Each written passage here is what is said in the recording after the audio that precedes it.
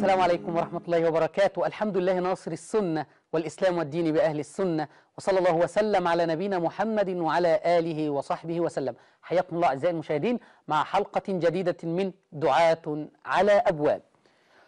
الصوم بين أمر نبينا العدناني وفتاوى المرجع السيستاني. ما زلنا مع بدع وضلالات السيستاني. اليوم نتكلم عن بدع السيستاني في الصلاة. النبي صلى الله عليه وسلم يقول صم هذا اليوم، السيستاني يأتي ويقول لك لا تصوم هذا اليوم. النبي صلى الله عليه وسلم مثلا يحرم شيء في الصيام، السيستاني يجي يأتي ويحلل شيء في الصيام. النبي صلى الله عليه وسلم ما تكلم في صيام، في استحباب صيام أيام معينة، السيستاني يأتي ويقول لا، ده اللي يصوم اليوم دوت هيبقى ليه 100 حجة، ثواب 100 حجة و100 عمرة. طب النبي ما تكلمش عنه، انت منين عرفتها يا سيستاني؟ من أين علمت بهذا؟ يعني هذه الحلقة نتمنى أن كل الشيعة يحاولوا أن هم يجيبوا ورقة وقلم ويكتبوا ورايا ويشوفوا الكلام اللي أنا بقوله هل هو كاذب ولا فعلا قاله السيستاني، ويبدأوا يسألوا وكلاء هذا المرجع، لأن السيستاني كما تعلمون لا يتكلم، يعني كما يسميه أتباع المرجع الصرخي مع آمون، يعني مسميين السيستاني آمون لأنه لا يتكلم ولا يتحدث، وينتظرون منه محاضرات وينتظرون منه مناظرات، مع أنهم الاثنين رافضة إمامية 12. مثلا يعني في صيام يوم عاشوراء أنت تتبع مين يا شيخ؟ تتبع النبي صلى الله عليه وسلم ولا تتبع السيستاني؟ ورد عن النبي صلى الله عليه وسلم أنه قال في الحديث اللي رواه عبد الله بن عباس رضي الله عنه، قال رسول الله صلى الله عليه وسلم، عبد الله بن عباس رضي الله عنهما قال لما قدم رسول الله صلى الله عليه وسلم المدينة واليهود تصوم يوم عاشوراء فسألهم فقالوا هذا اليوم الذي ظهر فيه موسى على فرعون، فقال النبي صلى الله عليه وسلم نحن أولى بموسى منهم فصوموا. الحديث عندنا في صحيح البخاري. فصاموا الناس بناء على أمر من النبي صلى الله عليه وسلم، وإن كان الصيام هنا الأمر الاستحباب، ولكن صاموا الناس لأمر النبي صلى الله عليه وسلم بذلك. أما السيستاني جاء ووضع بدع ووضع ضلالات في هذا اليوم. أجاب السيستاني على بعض الأسئلة حول صيام يوم عاشوراء فسئل ما حكم الصيام يوم العاشر من محرم، اليوم اللي النبي صلى الله عليه وسلم قال فصوموه؟ قال السيستاني الجواب الإمساك، يعني أنك تصوم إلى العصر. ماذا؟ بيقول للشيعي صوم في هذا اليوم للعصر بس، ثم الإفطار بشربة ماء أولى. يعني السنة إن الشيعي يصوم في يوم عاشوراء لحد العصر، وبعدين يأتي أول ما العصر يؤذن يقوم شرب شربة ماء. سؤال تاني، ما حكم الصيام في يوم عاشوراء؟ فقال لا يحرم صومه، ولكن الأفضل الإمساك فيه حزنا. ليه؟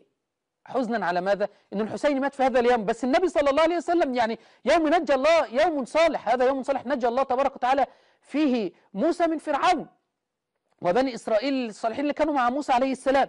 فقال الأفضل الإمساك فيه حزنا إلى ما بعد صلاة العصر، والإفطار آنذاك بشربة ماء. طب أنت يا شيخ تسمع كلام مين؟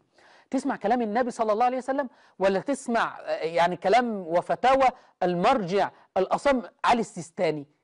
يعني تسمع كلام مين؟ هذا رجل بيحاول ان هو يخالف اوامر النبي صلى الله عليه وسلم، بيحاول ان ياتي بشيء يعني يخالف اوامر النبي صلى الله عليه وسلم. احنا هنشوف فيديو معانا هنا، يعني اعظم صيام صيام شهر رمضان، بل يجب ويأثم تاركه، بل الانسان اذا استحل وقال ما فيش حاجه اسمها صيام يوم في صيام رمضان وما شابه يكفر، لانه ركن من اركان دين الاسلام.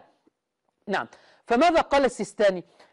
طبعا زي ما احنا قلنا ما فيش يعني معانا حاجه للسيستاني، ما معناش محاضرات ولا اي شيء، فبناتي بشرح السلسله العلميه للسيستاني، شرح الرساله العلميه للسيستاني عن طريق المرجع المعمم الشيعي صباح شبر في برنامج ليتفقهوا في الدين. بيقول لك يجوز الفرار من الصوم. ماذا؟ هيا بنشاهد هذا الفيديو سويا. نعم، يجوز للإنسان أن يسافر في شهر رمضان اختيارا ولو بقصد الفرار من الصوم. نعم، يجوز للإنسان أن يسافر في شهر رمضان اختيارا ولو بقصد الفرار من الصوم. ولو بقصد الفرار من الصوم يجوز فر. كما قلت لك عزيزي المشاهد من قبل، ما تركوا شيء في دين الإسلام العظيم إلا وحاولوا أن يحرفوه، إلا وحاولوا أن يدخلوا فيه البدع. إلا وحاولوا أن يدخلوا فيه الضلالات، وبعدين رسموا ليه رسمة وقالوا هو ده الدين الشيعي. بيقول لك يجوز الفرار من الصوم، يجوز الفرار بالسفر من الصوم، يجوز السفر ولو بقصد الفرار من الصوم. ازاي؟ وما قال لك يعني 25 كيلو يطلع الشيعي في تلت ساعة، ياخد السيارة بتاعته ويجري 25 كيلو في حوالي تلت ساعة أو 10 دقايق أو ربع ساعة حسب الطريق، يقطع هذه المسافة، وبعد ما يقطع هذه المسافة يشرب أو يأكل أي شيء، وبعدين يرجع بيته بقى يأكل ويشرب ويفعل اللي هو عايزه. بالله عليكم في هذا، والله يا شيعة نحن أهل السنة والجماعة بننتظر شهر رمضان على شغف، يعني والله نتمنى أن يكون العام كله رمضان لما فيه من خيرات وبركات، وشهر تصفت فيه الشياطين، ولكن أنتم يعني لا تحبون أن تصفت الشياطين، تحبون أن يكون موجود الشياطين في كل مكان، فبتعملوا إيه؟ بتقولوا نفر من الصوم ونرجع تاني.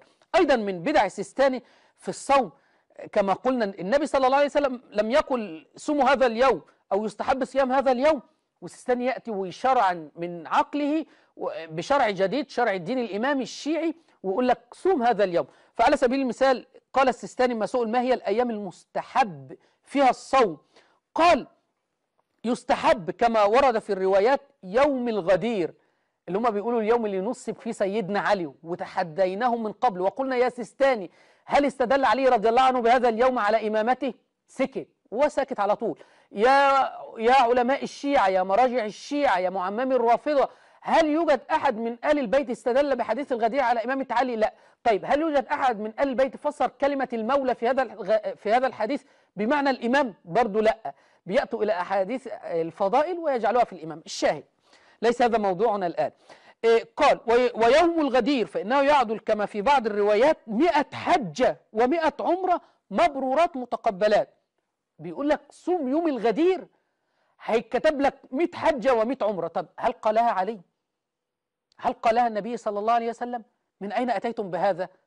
طبعا من بدع وخرافات السيستان. وقال ويوم مولد النبي صلى الله عليه وسلم. طيب هل كان علي يصوم مولد النبي صلى الله عليه وسلم مثلا؟ احنا اليوم ده بالأخص. طيب ويوم بعث ويوم دحو الأرض وهو 25 من ذي القعدة إلى ويوم النروز، ولعله يقصد اليوم اللي مات فيه سيدنا عمر رضي الله عنه.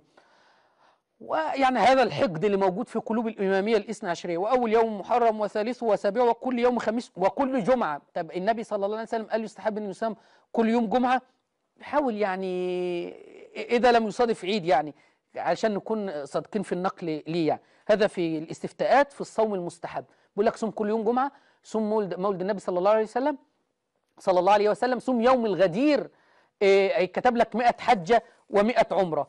طب يعني بدع السيستاني متى تقف ومتى تنتهي لا ندري. هنشوف الآن برضو من بدع السيستاني ان قال لك صيام الاستئجار. قال لك الأول ان يجب على الابن الأكبر ان هو يقضي عن أبيه الصوم. أبوه ما كانش بيصوم وكان مضيع الصوم ومات، يجب على الابن الأكبر. يعني هذا من ظلم دين الشيعة ان هو يعني يصوم عن أبيه. هيا بنا نشاهد هذا الفيديو سويا. الآن فرضنا الأبو عاصي ما يصلي ولا يصوم، قاضي عمره كله لا صلى ولا صام، أيضا الابن الأكبر يكون يقضي؟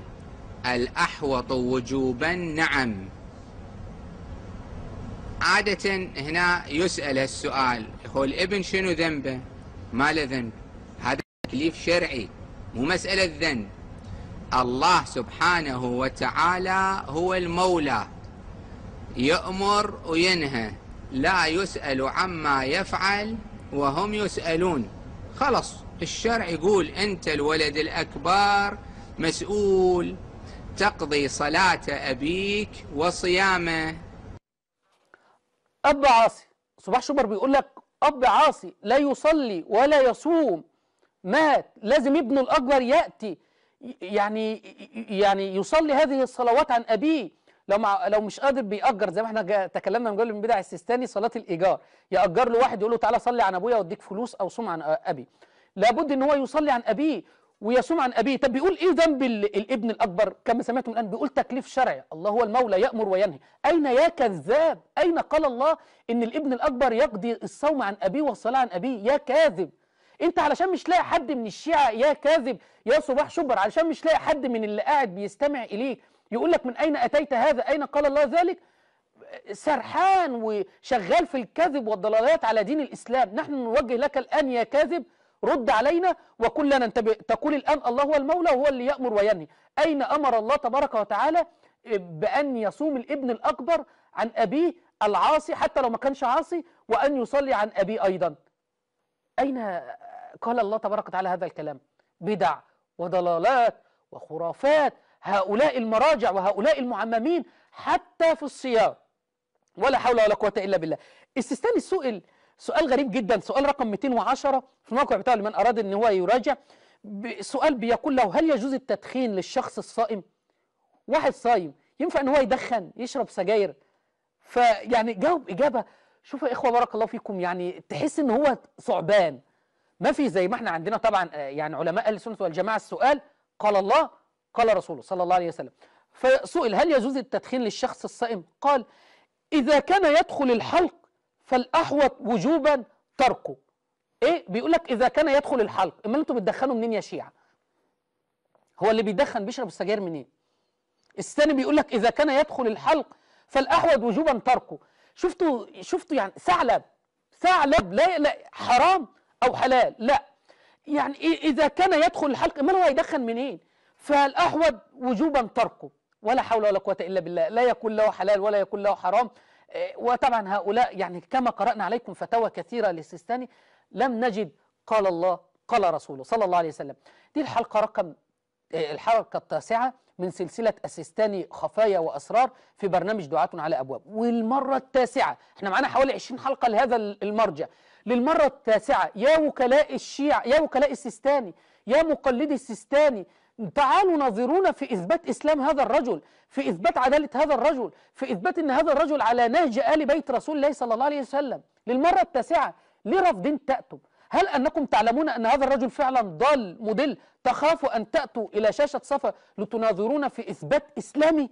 احنا عايزين نثبت أن هذا الرجل هل هو مسلم ولا لا. احنا معانا أدلة تخرج هذا الرجل من دين الإسلام. هذه عوام الشيعة وخذ بأيديهم إلى نور مذهب أهل السنة والجماعة. هذا وصلى الله وسلم على نبينا محمد وعلى آله وصحبه وسلم، والسلام عليكم ورحمة الله وبركاته.